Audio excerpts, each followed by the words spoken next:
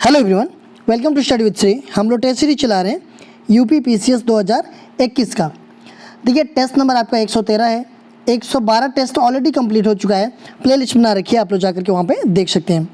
देखिए अगर आप यूपी जीआईसी की तैयारी कर रहे हैं, आरओ एआरओ की कर रहे हैं, यूपी एसआई की कर रहे हैं, लेखपाल की कर रहे हैं, एनटीपीसी आरआरबी ग्रुप डी की कर रहे हैं या फिर एसएससी की कर रहे हैं, तो आप लोगों के लिए टेस्ट काफ़ी फ़ायदेमंद है। तो स्टार्ट करते हैं। फर्स्ट क्वेश्चन है, जंग लगने पर लोहे का भार क्या होता है? बढ़ता है, घटता है, वही रहता है, अनिश्चित। तो जंग लगने पर लोहे का भार जो है कि बढ़ता है। फर्स्ट ऑप्शन आपका सही है। नेक्स्ट क्वेश्चन देखते हैं। निम्नलिखित में से किसको सेल का पावर प्लांट भी कहा जाता है? गाल्जिकाय, माइटोकॉन्ड्रिया, राइबोसोम, लाइसोसोम। तो देखिए सेल का पावर प्लांट किसे कहा जाता है? सेल का पावर प्लांट या फिर कोशिका का पावर हाउस किसे कहा जाता है? तो ये कहा जाता है आपका माइटोकॉन्ड्रिया को।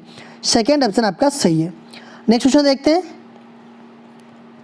निम्नलिखित में से किसके द्वारा विश्व धर्म संसद में भारत की तरफ से यह उद्घोषित किया गया था, मुझे उस धर्म का अनुयायी होने पर गर्व है जिसने संपूर्ण विश्व को सहिष्णुता तथा वैश्विक मैत्री का पाठ पढ़ाया है, और हम केवल सार्वभौमिक सहिष्णुता में ही विश्वास नहीं करते बल्कि हम इस धर्मों को सत्यता को भी स्वीकार करते हैं। ये चीज़ें किसने कहा था? स्वामी विवेकानंद, राजा राम मोहन राय, ईश्वर चंद्र विद्यासागर, स्वामी दयानंद सरस्वती। तो ये सब सारी चीज़ें जो है ये किसने कहा था? तो ये कहे थे आपके स्वामी विवेकानंद जी। ठीक है, ये कब कहे थे? इन्होंने 1893 ईस्वी में शिकागो के विश्व धर्म संसद में इस कथन को उद्घोषित किया था। नेक्स्ट क्वेश्चन देखते हैं। निम्नलिखित में से कौन से कथन सत्य हैं? आरण्यक में रहस्यवाद से संबंधित विचारों को सम्मिलित किया गया है। उपनिषदों में मनुष्य और उसके वास्तविक स्वरूप के संबंध में चिंतन किया गया है। केवल एक, केवल दो, एक और दो दोनों, न तो एक और न ही दो। तो देखिए आरण्यक में रहस्यवाद से संबंधित विचारों को सम्मिलित किया गया है, बिल्कुल सम्मिलित किया गया है। उपनिषदों में मनुष्य और उसके वास्तविक स्वरूप के संबंध में चिंतन किया गया है, यह भी किया गया है, बिल्कुल ये दोनों सही है। तो ये हो जाएगा आपका एक और दो दोनों सही है। ये थर्ड ऑप्शन आपका सही हो जाएगा। नेक्स्ट क्वेश्चन देखते हैं। निम्नलिखित में से कौन सा कथन सत्य नहीं है? सामवेद का विषय वस्तु संगीत तथा भजन है। अथर्ववेद का विषय वस्तु जादू और औषधियाँ हैं। यजुर्वेद की विषय वस्तु यज्ञ स्रोत है। उपरोक्त सभी कथन सत्य हैं। देखिए सामवेद का विषय वस्तु संगीत तथा भजन है। देखिए सामवेद में सबसे पहले 7 स्वरों की जानकारी प्राप्त होती है, इसलिए इसे भारतीय संगीत का जनक भी माना जाता है, सामवेद को। ठीक है, तो ये आपका सही है। देखिए अथर्ववेद का विषय वस्तु जादू और औषधियाँ हैं। देखिए अथर्ववेद वशीकरण, जादू टोना, भूत प्रेतों, औषधियों से संबंधित मंत्रों का वर्णन किया गया है इसमें, तो ये भी आपका सही है। यजुर्वेद की बात करते हैं तो यजुर्वेद की विषय वस्तु यज्ञ स्रोत है, मतलब कि ये यज्ञ की विधियों के बारे में वर्णन किया गया है इसमें। देखिए एक चीज़ और है यजुर्वेद के बारे में कि ये गद्य और पद दोनों में लिखा गया है। ठीक है, एक आता है आपका ऋग्वेद। ऋग्वेद में देवताओं की स्तुति में गाए गए मंत्रों का संग्रह है। तो उपरोक्त में सभी कथन आपका सत्य हो जाएगा। ये फोर्थ ऑप्शन आपका सही है। नेक्स्ट क्वेश्चन देखते हैं। 42वें संविधान संशोधन द्वारा प्रस्तावना में निम्नलिखित में से किन शब्दों को जोड़ा गया है? समाजवादी, गणतंत्रात्मक, धर्मनिरपेक्ष, समाजवादी, पंथ निरपेक्ष, अखंडता, समाजवादी, संप्रभुता, संपन्न गणराज्य, समाजवादी, गणराज्य, अखंडता।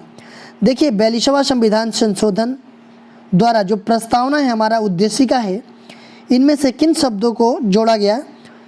तो देखिए 42वां संविधान संशोधन कब हुआ था? ये हुआ था आपका 1976 में। ये देखिए ये तीनों शब्द प्रस्तावना में कौन कौन से जोड़े गए थे?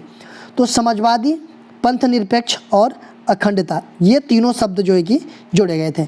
देखिए 42वां संविधान संशोधन में बहुत ज़्यादा बदलाव किया गया था और इसीलिए जो है कि इसे मिनी कॉन्स्टिट्यूशन की संज्ञा दी जाती है बेलिशवा संविधान संशोधन का। देखिए बेलिशवा संविधान संशोधन इतना बड़ा संशोधन हुआ था, ये इस टाइम पे किसकी सरकार थी, आप लोग कमेंट बॉक्स में मुझे बताइएगा। नेक्स्ट क्वेश्चन देखते हैं। प्रस्तावना में स्वतंत्रता, समानता और बंधुत्व शब्द किस देश के संविधान से लिए गए हैं? रूस, अमेरिका, फ्रांस, जर्मनी। देखिए हमारा जो प्रस्तावना है उद्देशिका, इसमें स्वतंत्रता, समानता और बंधुत्व ये शब्द जो है किस देश के लिए संविधान से लिए गए हैं? तो ये लिया गया है आपका फ्रांस से। ये थर्ड ऑप्शन आपका सही है। देखिए स्वतंत्रता का तात्पर्य किससे है? तो नागरिक स्वतंत्रता से है, ठीक है। लेकिन स्वतंत्रता का अधिकार का इस्तेमाल जो कि संविधान में लिखित सीमाओं के भीतर ही किया जा सकता है, ठीक है। दूसरी बात आती है समानता का। समानता जो है कि संविधान की प्रस्तावना में हर नागरिक को स्थिति और अवसर की क्षमता प्रदान करता है, ठीक है, जिसका अभिप्राय यह है कि समाज के किसी भी वर्ग के लिए विशेषाधिकार की अनुपस्थिति और बिना किसी भेदभाव को हर व्यक्ति को समान अवसर प्रदान करने का आबंध है, ठीक है। तीसरा आता है बंधुत्व। बंधुत्व इसका मतलब क्या है कि भाईचारे की भावना, इसका मतलब है, देखिए बंधुत्व में दो बातों का सुनिश्चित करना है। पहला कि व्यक्ति का सम्मान, दूसरा कि देश की एकता और अखंडता, ठीक है। देखिए मौलिक कर्तव्य में भी आपके भाईचारों की भावना को प्रोत्साहित करने की बात कही गई है, ठीक है। नेक्स्ट क्वेश्चन देखते हैं। संविधान की प्रस्तावना दीर्घकालीन सपनों का विचार है, निम्न में से यह कथन किसका है? Jawaharlal Nehru, B.R. Ambedkar, K.M. Munshi, sir Alladi Krishnaswamy Iyer. संविधान की प्रस्तावना की बात की जा रही है, उद्देशिका की बात की जा रही है। ये बोला जा रहा है कि दीर्घकालीन सपनों का विचार है। ये कथन किसने कहा था? तो ये कहे थे आपके सर अलादी कृष्ण स्वामी अय्यर ने कहा था। देखिए प्रस्तावना या उद्देशिका को यह भी बोला गया है कि यह संविधान निर्माताओं के विचारों की जानने की कुंजी है। नेक्स्ट क्वेश्चन देखते हैं। राजनीतिक लोकतंत्र तब तक अस्थायी नहीं बन सकता जब तक कि उसके मूल्यों में सामाजिक लोकतंत्र नहीं हो। उक्त कथन किसका है? B.N. राव, B.R. अम्बेडकर, जवाहरलाल नेहरू और सरदार वल्लभ भाई पटेल। देखिए राजनीतिक लोकतंत्र तब तक अस्थायी नहीं बन सकता जब तक कि उसके मूल्यों में सामाजिक लोकतंत्र न हो। ये कथन जो है कि किसका है? तो ये कथन है डॉक्टर भीमराव अम्बेडकर जी का। सेकेंड ऑप्शन आपका सही हो जाएगा। नेक्स्ट क्वेश्चन देखते हैं। न्याय में सम्मिलित सभी पक्ष सामाजिक, आर्थिक, राजनैतिक भारतीय संविधान में किस देश से ग्रहण किए गए हैं? फ्रांस, रूस, अमेरिका, जर्मनी। देखिए न्याय से सम्मिलित सभी पक्ष सामाजिक, आर्थिक, राजनीतिक। देखिए एक बात बताता हूँ आपको कि प्रस्तावना में 3 प्रकार के न्याय की बात कही गई है। ये क्वेश्चन आता है कि प्रस्तावना में कितने प्रकार की न्याय की बात कही गई है या कितने प्रकार की न्याय है? तो ये 3 प्रकार की न्याय की बात कही गई है, सामाजिक, आर्थिक और राजनैतिक, ठीक है। ये 3 प्रकार की न्याय की बात कही गई है और ये सब सारी चीज़ें कहाँ से लिया गया है? तो ये लिया गया है आपका रूस से। नेक्स्ट क्वेश्चन देखते हैं। भारत में निम्नलिखित में से समाजवाद के किस स्वरूप को अपनाया गया है? फेबियन समाजवाद, सम्यक समाजवाद, लोकतांत्रिक समाजवाद, सर्वहार वर्ग का समाजवाद। भारत में निम्नलिखित में से समाजवाद की बात की जा रही है, इसके किस स्वरूप को अपनाया गया है? देखिए भारत का जो समाजवाद है ना, लोकतांत्रिक समाजवाद है, न कि साम्यवादी समाजवाद, ठीक है। तो लोकतांत्रिक समाजवाद को राज्याश्रित समाजवाद भी कहा जाता है, जिसमें जो है कि उत्पादन और वितरण के सभी साधनों को राष्ट्रीयकरण और निजी संपत्ति का उन्मूलन शामिल है। देखिए लोकतांत्रिक समाजवाद मिश्रित अर्थव्यवस्था में आस्था रखता है। मिश्रित अर्थव्यवस्था मतलब कि आपका हो जाएगा निजी प्लस सार्वजनिक क्षेत्र, ठीक है, इसे मिश्रित अर्थव्यवस्था कहते हैं। देखिए सर्वोच्च न्यायालय ने भी यही कहता है कि लोकतांत्रिक समाजवाद का उद्देश्य क्या है? यह है कि गरीबी, उपेक्षा और बीमारी का अवसर की असमानता को समाप्त करना है, ठीक है। तो समाजवाद क्या है? तो ये लोकतांत्रिक समाजवाद है। ये हो जाएगा आपका थर्ड ऑप्शन। नेक्स्ट क्वेश्चन देखते हैं। किस वर्ष रेगुलेटिंग एक्ट 1773 के तहत कोलकाता में सर्वोच्च न्यायालय की स्थापना की गई थी। 1773, 1774, 1775, 1784।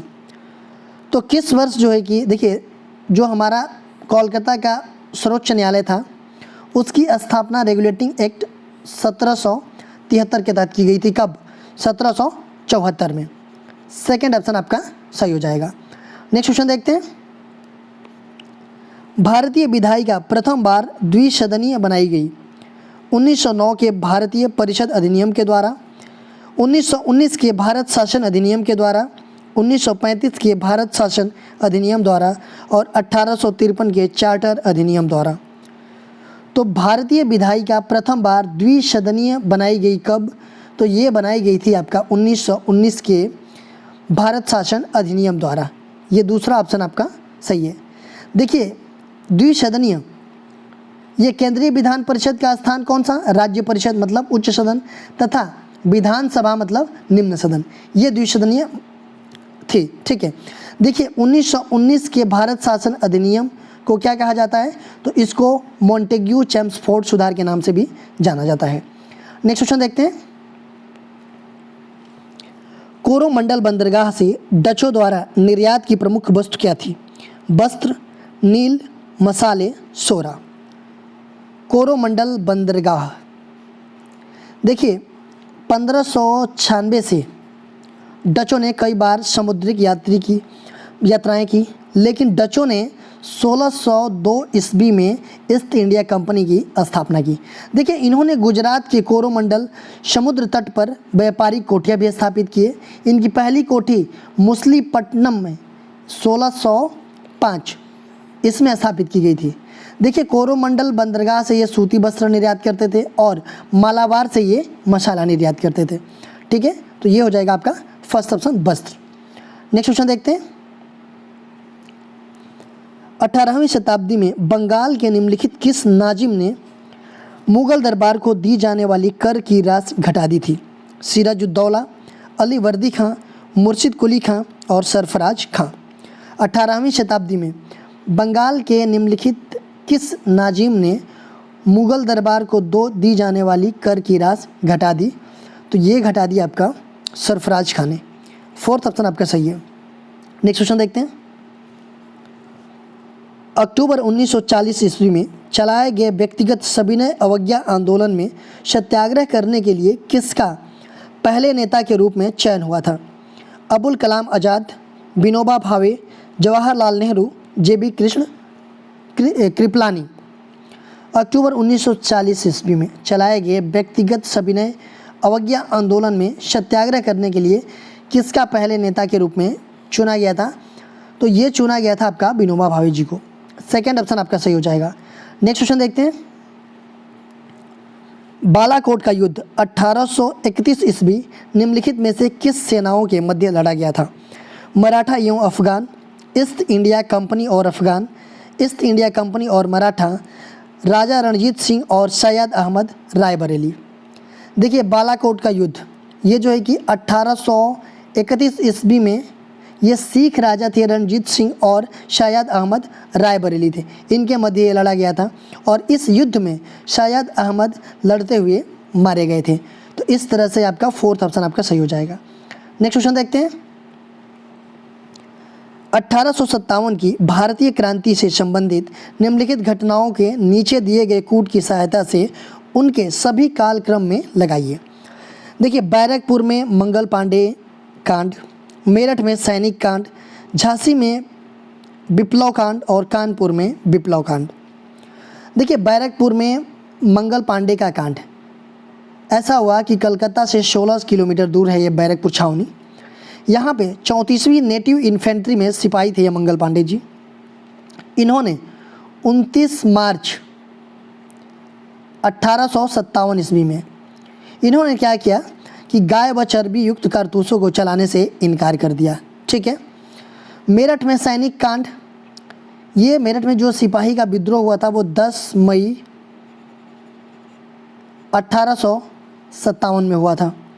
झांसी में विप्लव कांड ये जो है कि आपका 4 जून 1857 में हुआ था और कानपुर में आपका हुआ था 5 जून 1857। ठीक है, इसी में जो है कि नाना साहब को पेशवा घोषित कर दिया गया था। तो 29 मार्च है, देखिए 57 तो सारे हैं, ये मार्च है, मई है, जून है और ये जून है, 4 है और ये 5 है। तो ऐसे हो जाएगा कि 1 2 3 4, 1 2 3 4 कौन सा, ये फर्स्ट ऑप्शन आपका सही हो जाएगा अगर कालक्रम में लगाया जाएगा तो। नेक्स्ट क्वेश्चन देखते हैं। तृतीय आंग्ल मैसूर युद्ध के समय भारत का गवर्नर जनरल कौन था? Sir John Shore, Warren Hastings, Lord Cornwallis, Lord Wellesley. तृतीय आंग्ल मैसूर युद्ध की बात की जा रही है। तृतीय आंग्ल मैसूर युद्ध ये जो है कि 1790 से 92 में हुई थी। ठीक है, और जो है कि ये अंग्रेज और सुल्तान टीपू के बीच हुआ था। इस समय जो है कि आपका गवर्नर कौन था? तो लॉर्ड कॉर्नवालिस था। ठीक है, ये आपका लॉर्ड कॉर्नवालिस था 1786 से 93 के बीच ये था और इसी टाइम पे ये तृतीय आंग्ल मैसूर युद्ध हुआ था। ठीक है, देखिए इसके अंत में क्या हुआ कि टीपू ने अंग्रेजों से श्रीरंगपट्टम की संधि कर ली। कब? 1792 में। तो ये हो जाएगा थर्ड ऑप्शन। देखिए कल क्वेश्चन पूछा गया था आप लोगों से ये कि न्यूक्लियर बम बनाने के लिए निम्न में से किसका उपयोग किया जाता है? Zirconium, uranium, molybdenum, vanadium. Nuclear bomb बनाने के लिए किसका उपयोग किया जाता है? तो आपका किया जाता है यूरेनियम का उपयोग।